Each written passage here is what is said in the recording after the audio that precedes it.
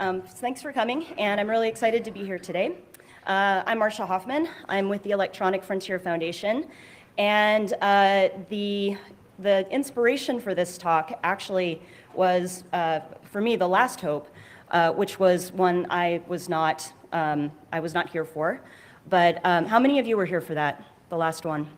Okay, so I'm sure, as a lot of you know, Julian Assange was supposed to give a keynote at that conference, and he wasn't able to come. And so Jake Applebaum gave a talk in his place.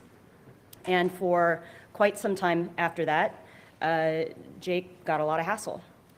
And I think that partly based on the fact that there is an ongoing criminal investigation into WikiLeaks, and partly based on the fact that there's a lot of investigative activity and prosecution activity around anonymous-related things, I have gotten the sense over a period of time that there are a lot of people in this community that are nervous. And they're not nervous because they've done anything wrong, but they're nervous because they feel like they might be of interest to the police because they're part of this community. And so I wanted to talk about what happens when the police want to talk to you, or what happens when they want to seize your computers, or they want to seek information about you from a service provider. So what we're going to start off talking about today is, first of all, your legal rights when your computer or other device is seized and or searched by the police, what that means for you. Then I'm going to talk about your legal rights when the police seek data about you from third-party service providers like Twitter or Google or Dropbox or any other company out there that has data that you store with them. Then we're going to talk a little bit about interactions with the police, and when they want to speak with you, what does that mean? Do you have to answer their questions? Do you not have to answer their questions? How do you behave with them?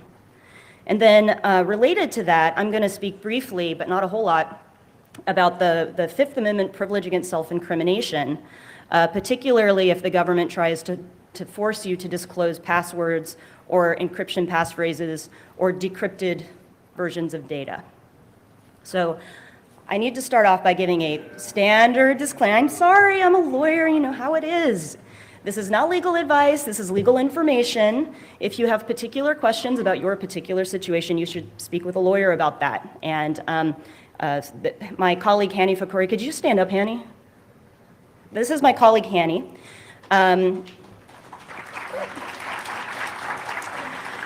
He's been with us for a little bit over a year, and before he came to EFF, he practiced criminal defense. He was a federal defender. And so I am here, Hani's here. Feel free to come talk to us, and we are happy to chat with you. You should also feel free to contact EFF in the future, and we're happy to chat with you. If we figure out based on our conversation that we can't help you out, or we're not the best people to help you out because somebody else has better expertise in that issue, we will try to find you someone to talk to. So, okay, first of all, searches and seizures of computers and the data on them. So for purposes of this part of the talk, let's think of a scenario where a policeman shows up at your door and says, I have a warrant to do a search here. So what is the constitutional right that comes into play? It's the Fourth Amendment. The Fourth Amendment protects us against unreasonable searches and seizures by the government. So what it says very specifically is that it protects the right of the people to be secure in their persons, houses, papers, and effects against unreasonable searches and seizures by the government. And something that's a little bit difficult in this day and age is the fact that, of course, this constitutional amendment was written a really long time ago, and they weren't really thinking about things like data. And so courts have really struggled in this day and age to figure out how this constitutional amendment applies, considering that when originally conceived, it was supposed to protect your rights to be secure in your physical person, that the space where you lived, and the things that you had, which of course did not include such things as data. So this is actually a very interesting constitutional amendment to talk about right now because the general basic test has changed a little bit just within the past few months. The Supreme Court decided a case called United States versus Jones, which is this kind of big landmark case. If some of you saw the ACLU's talk last night, you heard a little bit about that case, and I suspect Hanny's talk tomorrow, he will be talking about Jones quite a bit. It was a case looking at the question of whether the police have to get a warrant before attaching a GPS device to a car and then tracking a person over a period of 28 days. And the government said that as a general matter, that counts as a Fourth Amendment search, but left open the question of whether, of what kind of a search would be unreasonable in that kind of situation. Remember that the Fourth Amendment only protects against unreasonable searches and seizures. Okay, but here's the basic test as explained by the Supreme Court recently in United States versus Jones. The first thing we ask is, number one, is the government physically intruding on a person's property to gather information? The second question is, does the person have a reasonable expectation of privacy in the place to be searched or the things to be seized? Now, this concept of the reasonable expectation of privacy is something we're going to talk about quite a bit. And when I use that term, I mean two specific things. The first is, did the person actually subjectively believe that he or she had a reasonable expectation of privacy? And then more objectively, is that an expectation that society would generally recognize as reasonable? So keep both those things in mind. Now, if the answer to either of these questions is yes, then generally the police have to get a warrant based on probable cause. And a judge has to approve it. What does probable cause mean? So as a general matter, I would describe that term as meaning if a reasonable person looked at the facts, then that person would believe that it is more likely than not that evidence of a crime is going to be found there, okay? And so what the police do is they explain the facts that they know to a judge, and they say, based on what we see here, we think we're going to find evidence of a crime. And if the judge agrees, then the warrant issues. And then they have authority to go conduct that search. Now, the warrant has to describe with reasonable particularity the places to be searched and the things to be seized. And if there's a warrant, and it affects your space and your things, you have the right to see it. And so you will be able to know what they are authorized to search. And if you're in a situation where you are having a search conducted of your things, you should take note and make sure that the things that they are searching and the places they are going don't go out of the bounds of that warrant. Now, if they do go out of the bounds of the warrant, you should not interfere with that by any means. You should not interfere with the search, but you should just take note and make sure that you have the identifying information of the officers.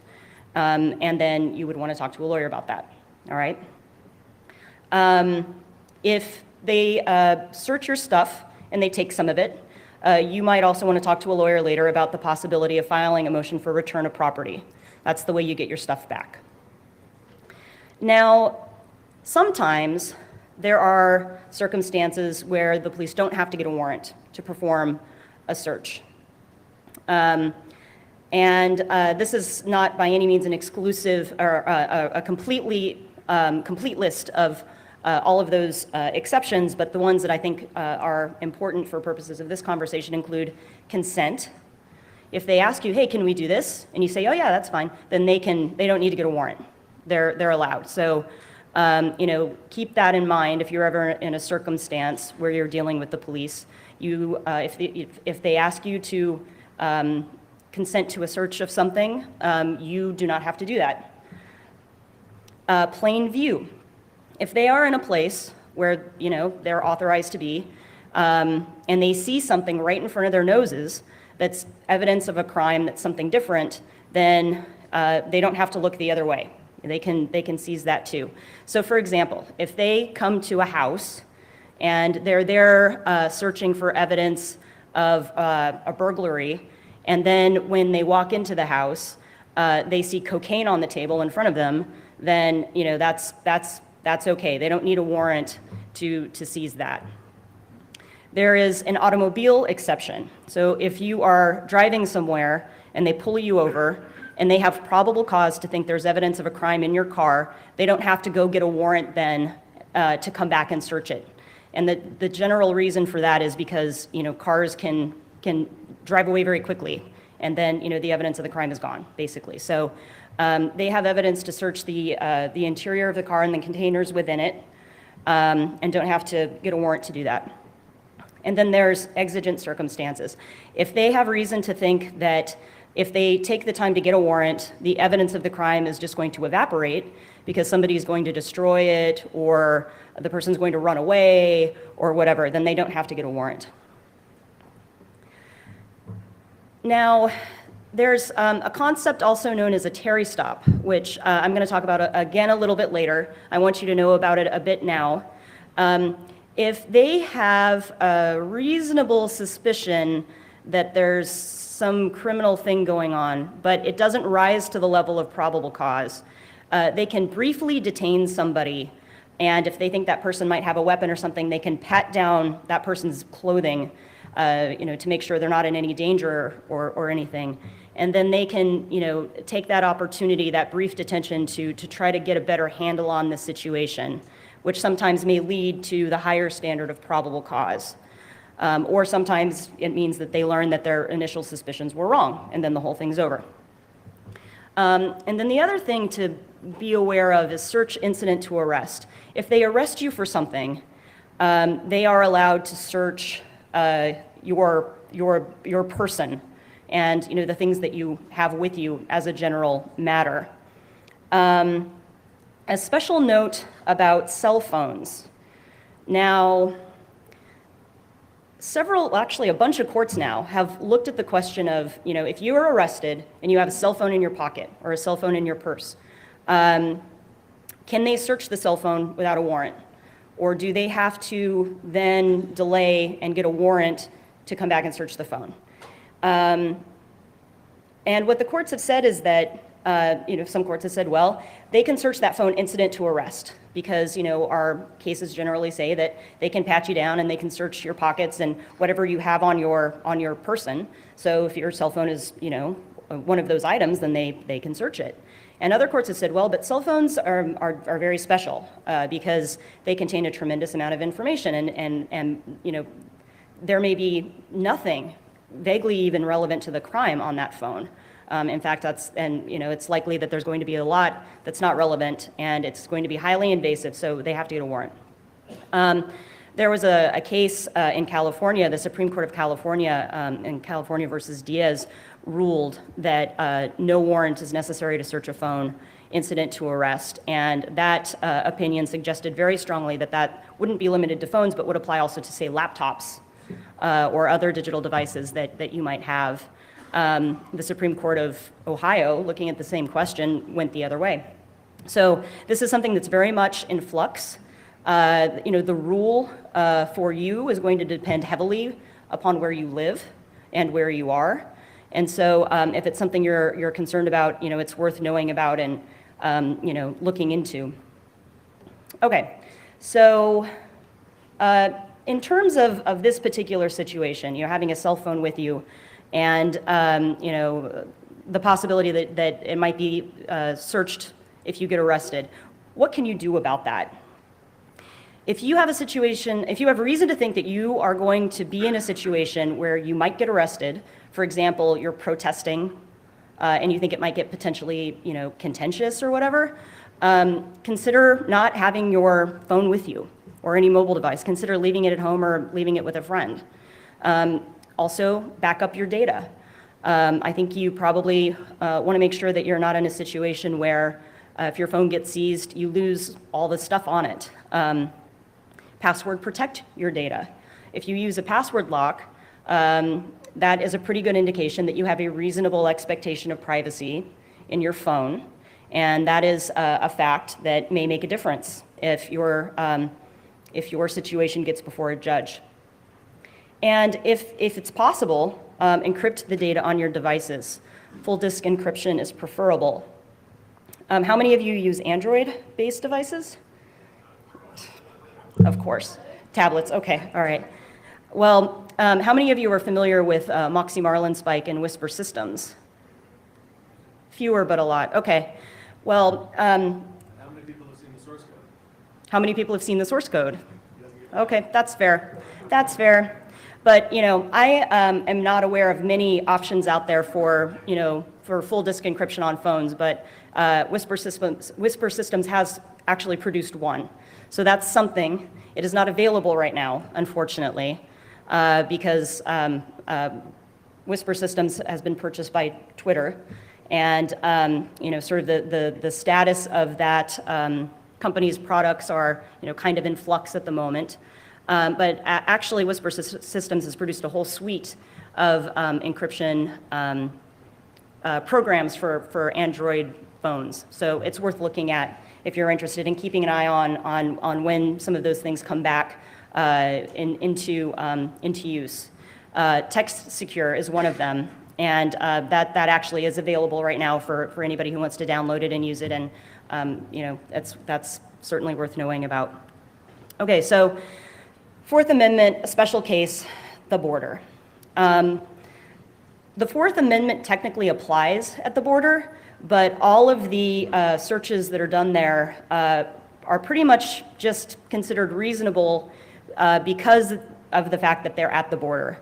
And the reason that that is the case is because the courts have said, well, the government has a very special interest in making sure that, bad stuff doesn't come into the country, and so they can search stuff, pretty much willy-nilly at the border. For the most part, no suspicion of wrongdoing whatsoever is needed for a search of pretty much anything at the border, except for, basically a search of, the interior of a person's, body. If they suspect that you have, that you're smuggling drugs or something. In that case, they need reasonable suspicion, which still isn't even probable cause. But at this point, the courts, unfortunately, are pretty uniform in saying that searching an electronic device at the border is just a routine thing, and no suspicion of wrongdoing is needed. If the government wanted to, they could search every electronic device that comes across the border, but they just kind of don't have the resources to do that. If you're interested in this topic, EFF has a white paper on it, Defending Privacy at the U.S. Border. You can download it here. The fact of the matter is the legal protections aren't very strong, and so if you are planning to carry a computer or a phone or any other device across the border because you need it for work or whatever, there are certain technical measures and I think common sense measures that you can take to protect your data, considering that the legal protections aren't very good. So check that out if you're interested in this topic. In short, what can you do at the border? Try to carry as little data as possible. Don't take the stuff you don't need to take with you. To make that happen, sometimes it's good to think about having a special laptop or a special hard drive that you use specifically for travel. A hard drive that you can just kind of swap in quickly if you have the type of computer that lets you do that easily. That just really has minimal data on it, just the bare minimum. Remember to back up your data. In case your device is seized. And also consider just storing your data in the cloud somewhere, taking a blank device with you and just downloading it when you get to your destination. And passwords and encryption, of course, these things are helpful. Full disk encryption is the best option. Password protection is not a fantastic precaution, but it's better than nothing. Using these things in conjunction can be helpful. And if you want more detail about the border stuff, I refer you again to the paper. We've got a lot of good stuff in there. Okay, so number 2, police efforts to get your data from third-party service providers. The fact of the matter is there's not a whole lot that you can do about that if they decide to try to do it, but I wanted to talk about it because there have been some high-profile cases along these lines. So the way that the law applies to this situation is actually really complex and confusing, and the courts are in the midst of just trying to sort it all out. The first question is how the Fourth Amendment applies, right? Do you have a Fourth Amendment interest in your data stored with third-party providers?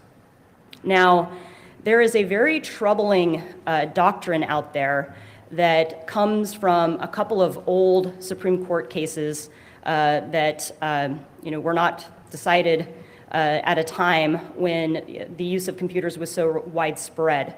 But basically, this doctrine says that people don't have any reasonable expectation of privacy in information they voluntarily disclose to someone else.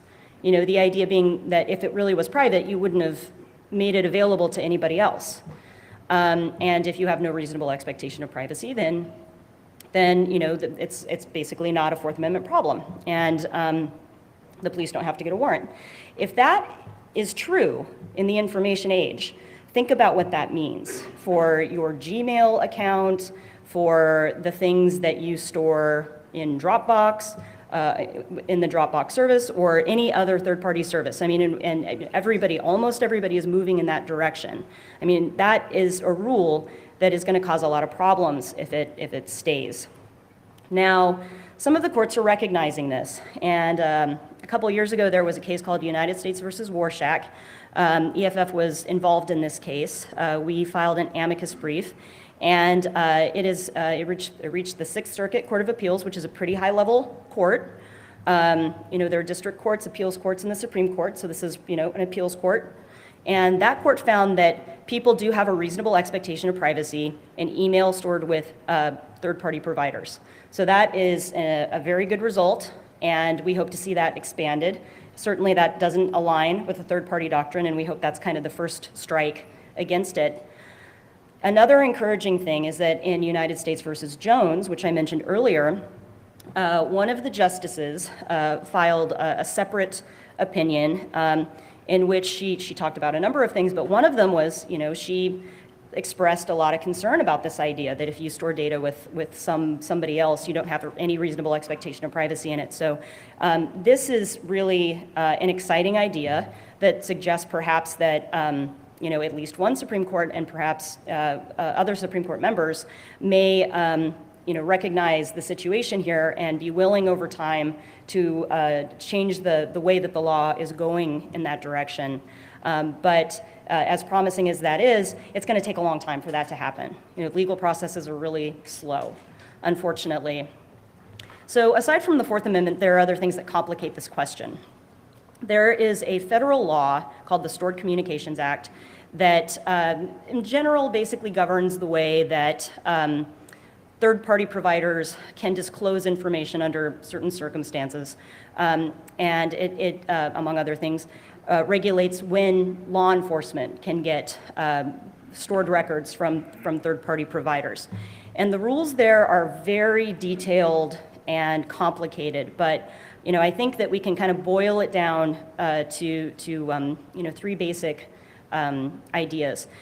The first one is that if the record involves content, then it's protected more strongly than a record that doesn't have content. And when I'm talking about content, I mean like, an email message, something that really conveys something, meaning and a person's thoughts and something substantive. Non-content might be, just basic subscriber information, an IP address at times, just information that would route something from A to B. How about a credit card number or A credit card number? credit card number or database entry, that kind of concept? Or database entry? What kind of database? How about a credit card database? Well, I've got customers at an e-commerce store that I store on Amazon EC2. Are my credit card numbers, the credit card numbers of my customers content?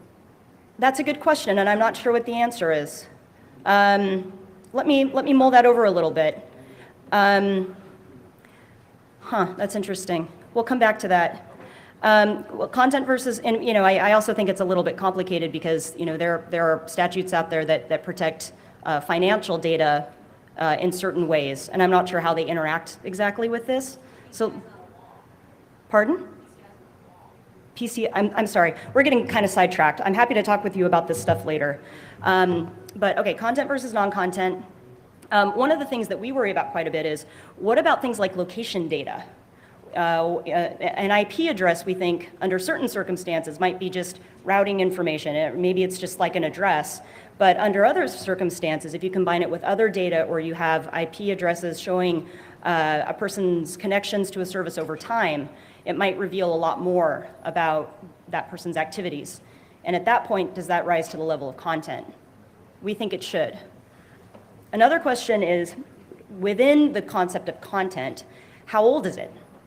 As a general matter, if it's 180 days old or older than that, then it is protected. It's protected less strongly than if it's more recent than that.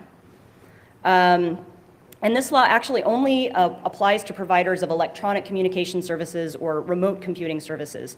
And something that is really frustrating is that the Stored Communications Act was written in 1986, and it's never really been substantially updated.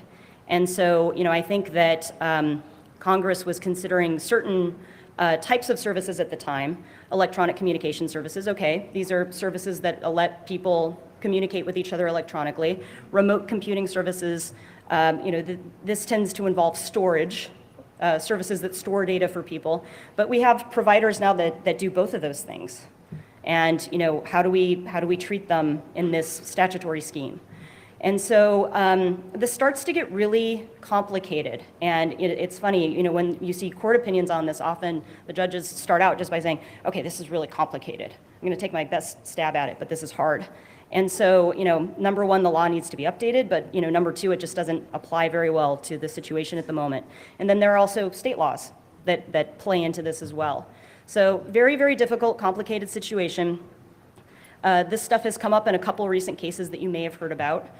One involved a government order to Twitter seeking information about some individuals in the WikiLeaks investigation. And EFF represents a person along with the ACLU in that case. And 3 of the users, our client Brigitte Jonsdottir and Jake Applebaum and Rob Gongrip, we challenged the order for non-content data sought by the government from Twitter in the WikiLeaks investigation. And unfortunately, it didn't go that well. We made Fourth Amendment arguments. We made Stored Communications Act arguments. We made First Amendment arguments based on right of association. And the court basically said, well, looking at all of this, we just don't think that you have rights in this, really. So that's just kind of how that goes.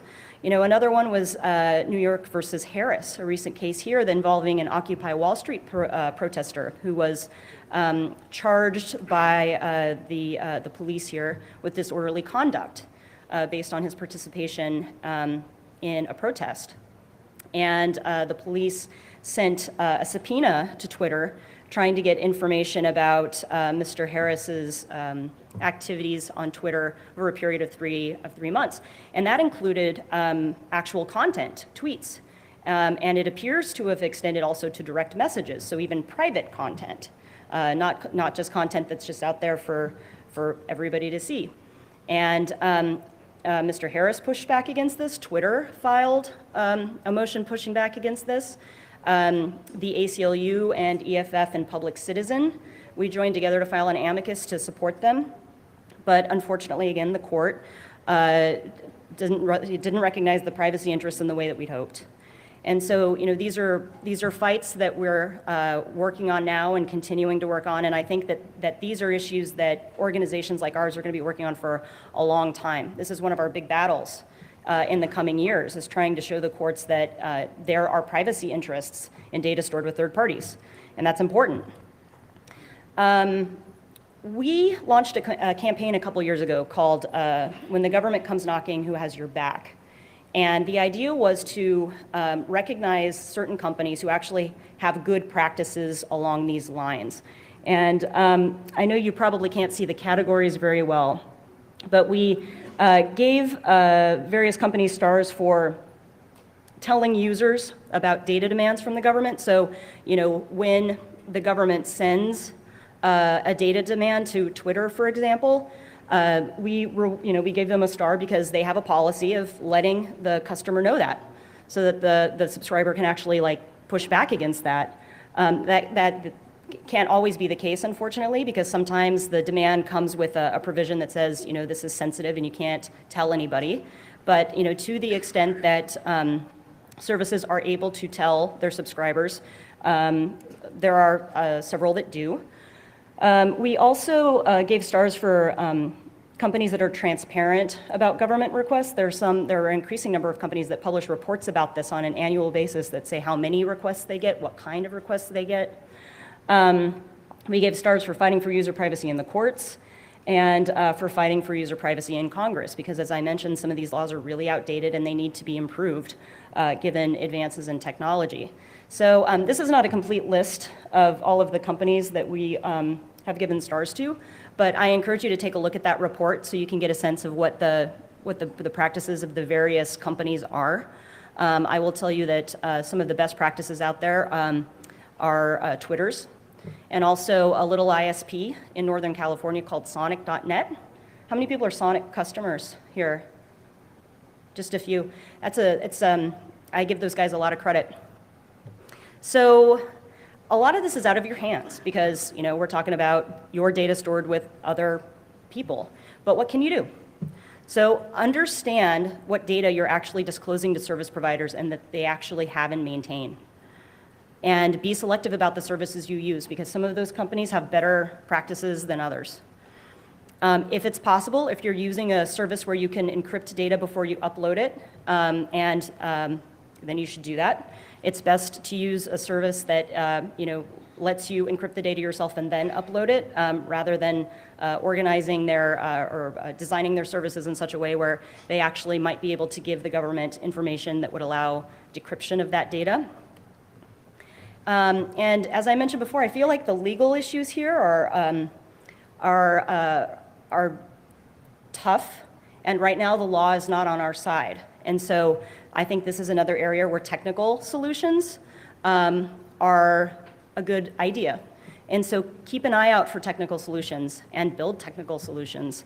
We're working to do what we can with the law, but those of you who are actually in a position to design good privacy-enhancing protections for data stored by third-party services, that's all good stuff. Okay, so briefly, questioning by law enforcement and other interactions you may have with them. So let's take our scenario before, with the cop coming to your house with a warrant. And as the police are searching your home and/or seizing your things, they're asking you questions. Who here thinks you have to answer those questions? Yay! You don't have to answer those questions. And in fact, it's best, I think in your best interest, to try to speak to a lawyer before you answer any questions that they ask you. Okay, let's say you're at a protest and things are getting a little bit kind of heated and weird, and a policeman comes up to you and starts asking you questions. Who thinks you have to answer those questions? Okay, awesome, that's good. As a general matter, you don't have to answer those questions. There is one little caveat there, which I'm going to talk about. Actually, I'm going to talk about that right now.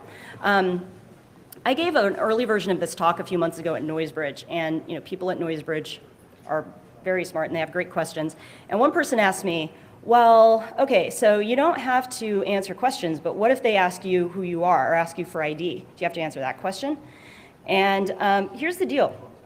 There are some states, about half the states out there, have statutes that say that if the police have some suspicion that you're doing something wrong, maybe it's not probable cause, but it's reasonable suspicion, they can ask you who you are and you have to answer. And if you don't, that's against the law. Now, there was a Supreme Court case a few years ago called Hybel versus Nevada. And that case said that if you are in a Terry stop situation, that is, the police already have a reason to believe that you may have done something, but they're not sure, but they think maybe, they can ask you to identify yourself. And that doesn't violate your Fourth Amendment rights. There are two questions there. A, are you in a state that has that law? And B, are you in a Terry stop situation? And remember, that means that you're being temporarily detained, meaning you're not free to walk away. So how do you know when you're in that situation? I mean, what if you're having a little bit of a moment with a police officer there and he asks you who you are? I mean, how do you know? And what I would suggest is you ask, am I free to go? And if he says no, then you have a Terry stop situation. And if he says yes, then you don't have to answer the question and you can walk away, okay? Another thing, if they are asking you for help, for example, searching your computer or finding things in your home, you don't have to help them.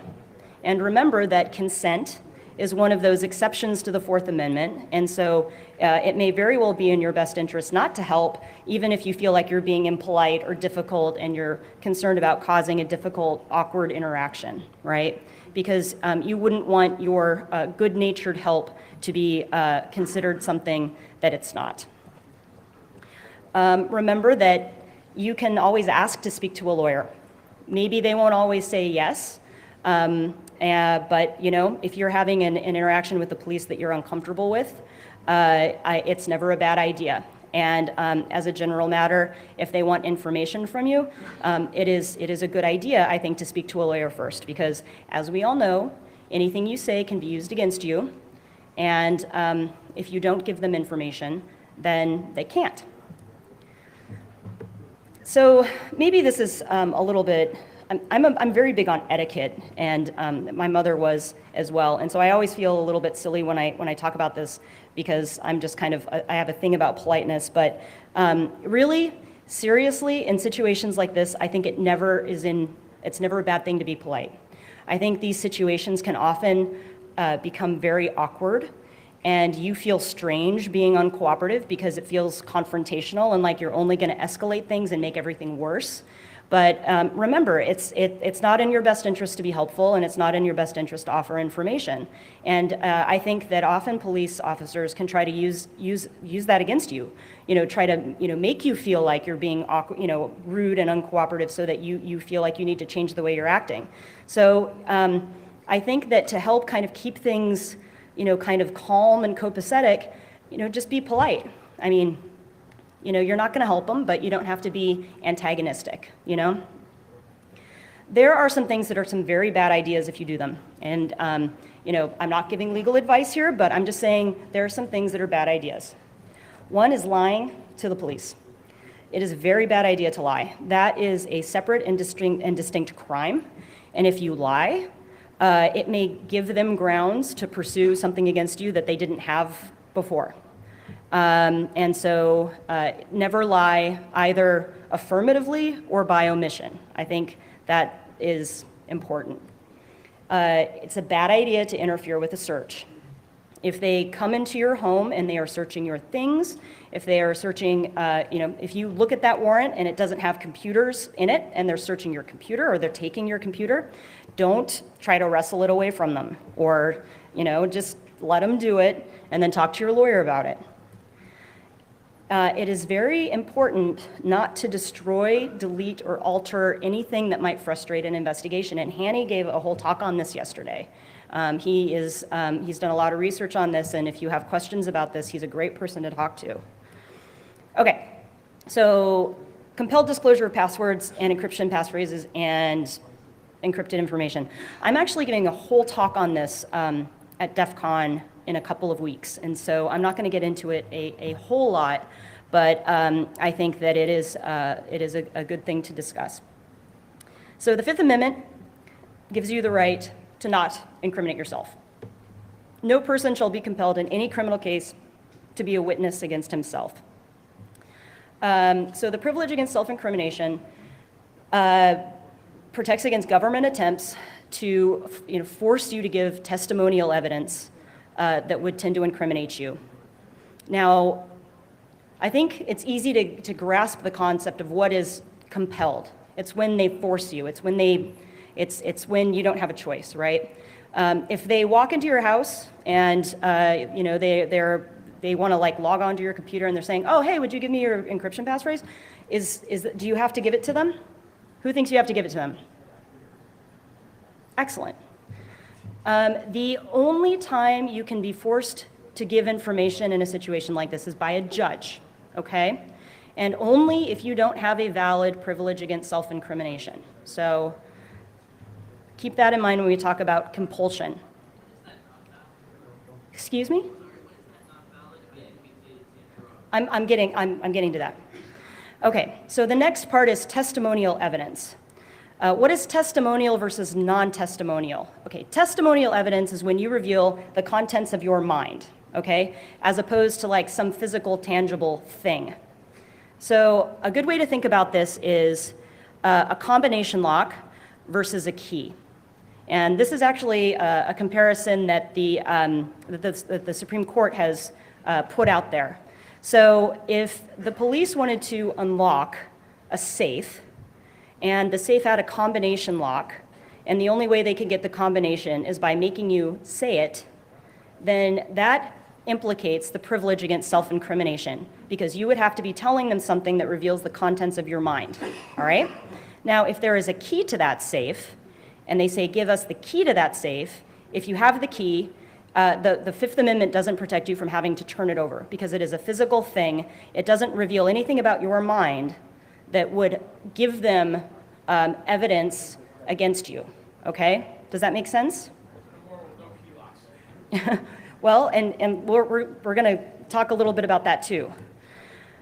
Okay, one thing that's important to realize, and this is something that gets a little bit difficult to figure out, the privilege of self-incrimination can apply to an act of production, giving something over, if it has testimonial aspects, meaning if you give it to them, it would tend to confirm the existence of something, or that you possess it, or that you control it, or that it's authentic, all right? And I think that's where this becomes important when we talk about attempts to force you to turn over passwords and encrypted data, because if you are this is stuff that already exists, right? But if you are forced to turn over a password or a passphrase, or you're forced to decrypt it, what you're basically showing is that you have control over it, right? And that can be very important and incriminating in a case. Something that I think a lot of people don't know, but it's important to realize, is that the Fifth Amendment right against self-incrimination is something that's very personal to you and your situation. It can only be invoked by the person who actually has the right. So if you know something about a friend that might be incriminating, you can't invoke the Fifth Amendment right against self-incrimination to protect your friend, okay? It only lies with you. Now, I realize I actually made a mistake in the next slide, I believe. Oh, no, I didn't.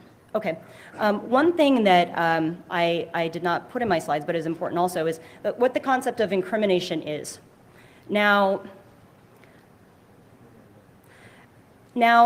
if something is incriminating, what that means is that it might give the government the information that it would need to try to prosecute you for something. It doesn't mean that you're actually guilty, okay? The Fifth Amendment is something, the Fifth Amendment privilege against self-incrimination is something that protects the innocent as well as the guilty, and that's something the Supreme Court has said. What the Fifth Amendment protects is, it protects you against adverse police action based on being ensnared in ambiguous circumstances. That is actually the Supreme Court's phrase, ensnared in ambiguous circumstances. So you might be a totally innocent person in a situation that looks bad, and you have a Fifth Amendment right against self-incrimination. And the privilege is basically intended to protect you from being in this odd, awkward position where your only options are basically to give up information that might be against your interest, that might be used to bring charges against you, either rightfully or wrongfully, or lie to the police, or say, I can't give you that information and being thrown in jail. That's why we have the privilege against self-incrimination, is because we don't want people to be in that situation. We think it's unfair. There are a couple of important exceptions. The first is foregone conclusion.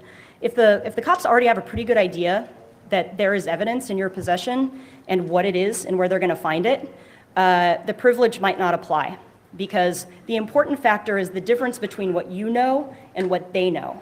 And if basically you wouldn't be telling them anything they don't already know, then there's no privilege to protect, basically, and you may still have to turn this stuff over. The other thing is immunity. The government can overcome a privilege that you have by giving you immunity from prosecution based on that production of information or anything they would learn as a result of having that information, or anything they would discover as a result of having that information. And the reason why that is because if there's no longer a possibility that you could incriminate yourself because they're not going to bring charges against you, then the privilege doesn't apply, okay? But the important thing is that whatever immunity they offer has to be just as broad as the privilege, or else it's just not good enough and you still have a privilege. There have been some important cases along these lines, and they've really just come up in the past few years. I'm not going to talk about them in detail. I'm going to go through them in excruciating detail at DEF CON, if you want to come to that talk. But basically, the rule that kind of emerges from these cases, I would say, is that the courts seem to believe that you have a valid Fifth Amendment privilege against self-incrimination that protects you against having to disclose your password if it would tend to incriminate you. It can be a tougher call if it is a situation where they just want you to produce a decrypted version of encrypted data. But basically, if they already have a good sense that there's something incriminating on your computer and turning it over wouldn't tell them anything they don't already know, then foregone conclusion and the privilege doesn't apply. But if they're trying to force you to decrypt data and it would tell them something they don't already know, it would reveal the existence of evidence that they don't know about, if it would reveal that you have a certain amount of control over something that they didn't know you had control over, then you may very well have a Fifth Amendment privilege against self-incrimination, all right? So, okay, what can you do? Choose strong passphrases that you can remember, so they're in your brain. I use a password manager. How many people here use password managers? Okay.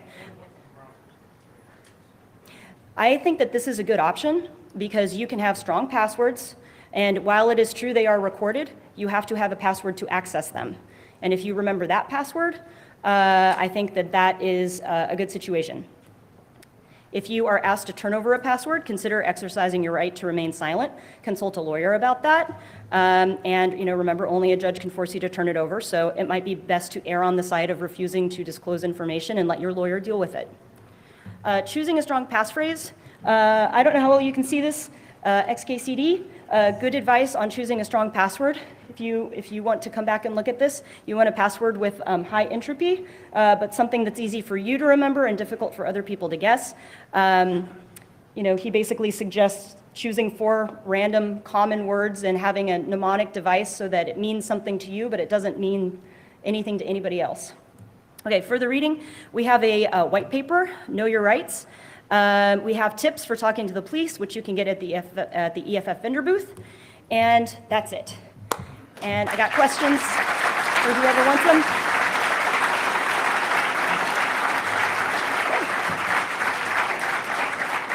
And one second before we start, remember, if you have a personal situation that you'd like to talk about, don't bring it up here. Come talk to us privately. And I know that probably we're not going to have enough time to take everybody's questions, so come talk to me and or Hanny later, okay? Hello, thank you. We're in full talk. I was wondering about these little USB drives and some hypothetical situations. What's a better position to be in? The USB drive is in your computer desk and your house gets searched.